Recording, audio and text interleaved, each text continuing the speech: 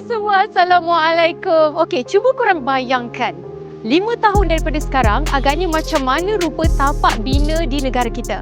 Makin canggih ke? Makin banyak guna robot ke? Ataupun stay macam tu je? Sebab itulah hari ni Anin turun padang straight ke Ibu Pejabat CIDB dekat The Met Corporate Towers ini, yang mana kita nak rungkai satu perkara penting untuk masa depan industri kita. Jom!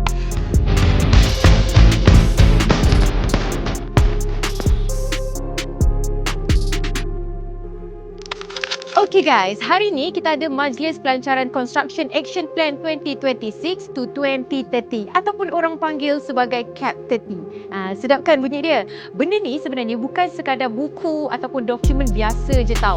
Ni kira macam master plan ataupun GPS industri pembinaan kita untuk masa 5 tahun akan datang. Dengar cerita, plan kali ini memang all out, selari dengan aspirasi ekonomi madani. Jadi jom kita masuk ke dalam Dewan Ixora ni untuk kita tengok apa yang gempak sangat tu.